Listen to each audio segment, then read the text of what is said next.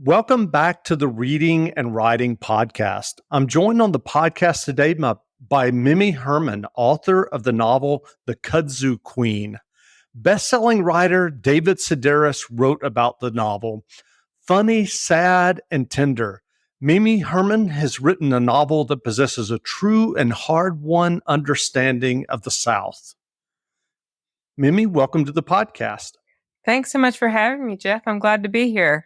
Absolutely. Well, if someone hasn't yet heard about your novel, The Kudzu Queen, how would you describe the novel? Well, first of all, you should probably know what kudzu is because not everyone does. So when I talk to people in the North and the West about kudzu, I say, think about ivy that wants to eat you. It's an invasive plant that was brought over to the U.S. To solve problems, as we often do. We forgot to bring the rest of the food chain. So it has taken over telephone poles and trees and fields in the South. And the novel is about Maddie Lee Watson, a 15-year-old girl who's the narrator. And Maddie wants to be the kudzu queen. She wants to win a beauty contest, despite the fact that she has no social graces. And she wants a kudzu king to fall in love with her, despite the fact that he is twice her age.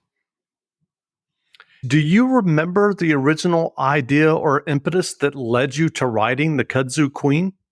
I do, and this will tell you how long I've been working on this book. I was in the library, one of my favorite places to be, and I was on microfiche. A lot of people won't even know what microfiche is. But imagine newspapers shrunk to the size of your thumbnail and then blown up in a big machine so you could see them. So I was reading articles on microfiche. I have no idea why. I've never made a practice of it before or since. But I came across this article about these men who made it their life's work to promote kudzu in the South. And they went all around getting farmers to plant it, telling them about the fact that the government would pay them to plant it, and having kudzu festivals with kudzu queen beauty pageants. And I thought, that is the strangest thing I've ever heard. I have to write a book to figure out how that could have happened. That's wonderful. Did you find out why were they promoting it? Well, the book set in 1941, and at that time, as I said, the government, the Department of Agriculture, was paying farmers to plant it, and the CCC, the Civilian Conservation Corps, was paying young men to plant it along railway embankments. So if you take a train in the South, you'll see lots of kudzu along the embankments. And if you think about the time, it's right after the Dust Bowl and the Great Depression. And kudzu was touted as the miracle vine. There was a man named Channing Cope in Atlanta who wrote for the Atlanta Constitution and had a radio show. And he talked about how great it was. And he had something called the Kudzu Club of America that had over 1,000 people. So you could eat the roots. You could, you could fry up the leaves. You could make jelly out of the flowers. It could cure headaches. It could cure alcoholism, apparently. And it just had all these uses. So it seemed like the perfect thing to feed your crops. And also people thought that it would keep the soil, down on the land. When you're thinking about the Dust Bowl and all of that soil blowing away, people wanted anything that was going to keep their topsoil on their farm. That's interesting. I'd never heard that it was edible. Yeah, absolutely. I mean, I know that animals and goats and things have eaten it. That's interesting. Well, Yeah. Well, can you tell us about your own writing journey and what led you to eventually writing and getting this novel published? Yeah, absolutely. So I was a painfully shy kid. I think a lot of writers probably are. And I had this fourth grade teacher named Miss Stevens. And she was young. She was probably right out of college. And she was the first grown up outside of my family that really saw me. And she taught us how to write poetry. And I wanted to do anything that she taught me. And so I started writing poetry, and that became the way that I expressed myself all through my adolescence, all through my highly emotional adolescence, as many of us have. And then I started writing fiction in college when I studied with an amazing Southern writer named Doris Betts, and another one named Max Steele. And they were incredibly generous with their time. So I just fell in love with fiction and went on to write stories and then started writing novels. And when I'm writing any fiction, I like to take things that don't seem to fit together and figure out how they do. And so that was part of what started this novel, because it's also a novel about a 15-year-old who's trying on her own sexuality for size. And she kind of wants to be taken up on it. And she's kind of afraid of what will happen if she does. Interesting. Well, I did notice in your bio that you did go to an MFA program. Can you tell us about your MFA experience? I can, and I did, and I can. I went to the most amazing MFA program. I went to the Warren Wilson MFA program for writers, which happens to be up in the mountains of North Carolina where I grew up. But I mean, I grew up in the Piedmont, North Carolina, but I would have gone anywhere that program was. It's a low residency program. I think of it as being the best in the country. And so we would meet for 10 days twice a year for classes and workshops and lectures and readings. And killer dances and really lousy white wine. And then the rest of the time we would work one-on-one with a faculty member. So I worked with amazing people. In my semesters there, I worked with Richard Russo, which some of you may have heard of, and Robert Boswell and C.J. Ribel and Charles Baxter. And each of them really got me to deepen my writing and strengthen it and stop being so nice to my characters and never letting anything bad happen to them. So if you read the book, you'll see that I do, in fact, let a lot of bad things happen to these characters. So I think I learned that lesson. But it's an amazing way to learn. And the faculty in that program are so generous and smart. One of the things I love is that their lectures for the program are based on problems they're trying to solve in their own writing. That's interesting. Well, when you talked about poetry and writing short stories and Mm-hmm. novels, can you tell us a little bit about what your writing process is like when you were working on the Kudzu Queen? Are you someone who kind of has the initial idea, and you talked about reading these old newspapers and seeing Mm-hmm. the stories? Did you kind of plot and outline beforehand, or do you just kind of have a nebulous idea and kind of dive into the narrative? How does that work for you?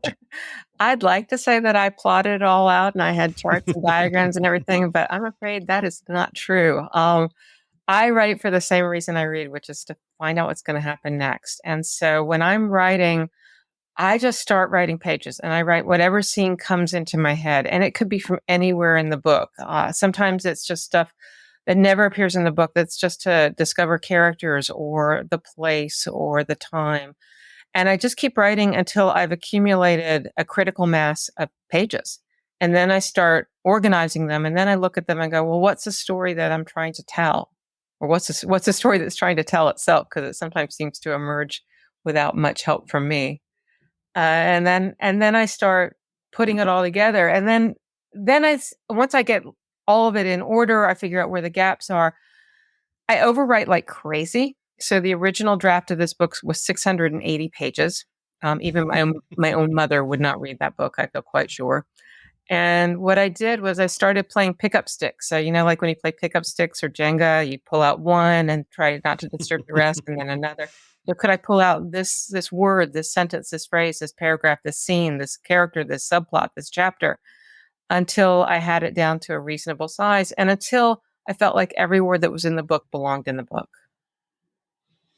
That's interesting. Well, what writing advice would you offer for those who are listening who may be working on their own short stories or novels or poetry? Gosh, I have so many different things I'd love to say. One is have fun. It shouldn't be miserable. If you're miserable, do something else. Um, there are going to be times when it's tough, and definitely plow through those. But um, one of the biggest things that I find useful is to try to immerse myself in a place through all of my senses. One of the things that I realized when I was going over this book was how much food was in the book.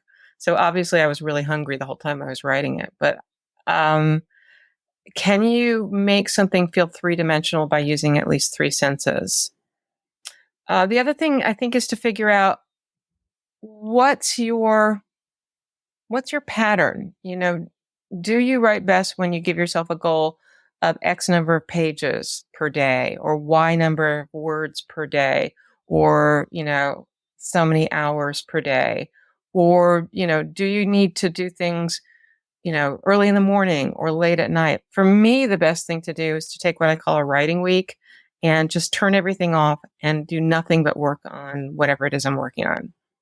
And when I do that, I tend to write 10 pages a day. I realize not everybody wants to try to write 10 pages a day, but I Mhm. like to push myself to do that. Have you started thinking about or working on a new novel?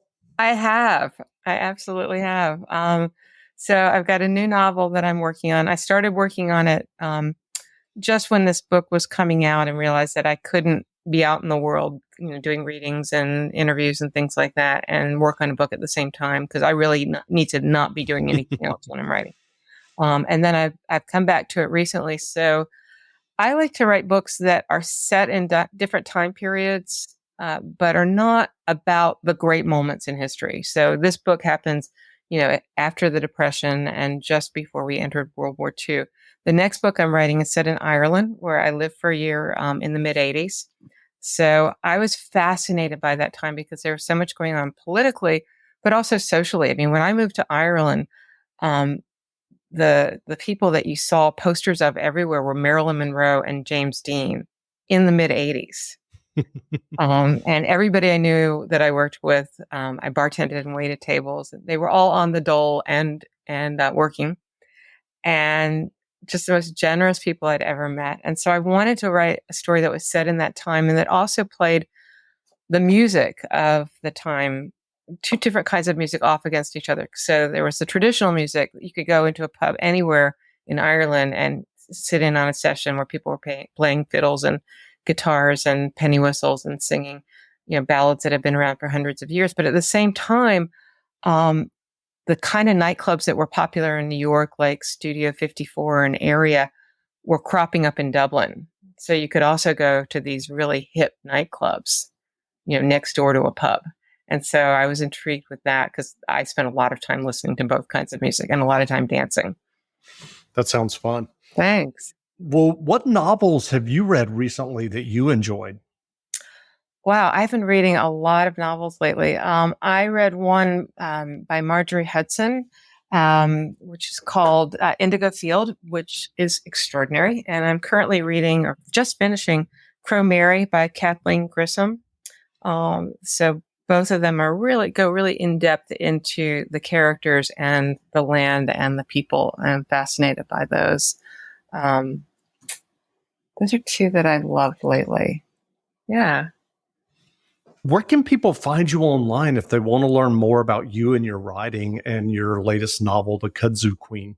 Oh, great question. It's really easy. It's just mimiherman.com, MIMIHERMAN.com. And you'll find lots of information about me and a contact form if you want to get in touch. I'm having a lot of fun dropping in on book clubs with Zoom meetings. So happy to do that if anybody's interested. Well, again, we've been speaking to Mimi Herman, author of the novel The Kudzu Queen. The novel is available now, so go buy a copy. And Mimi, thanks for doing this interview. Thanks so much, Jeff. Great talking with you. Absolutely.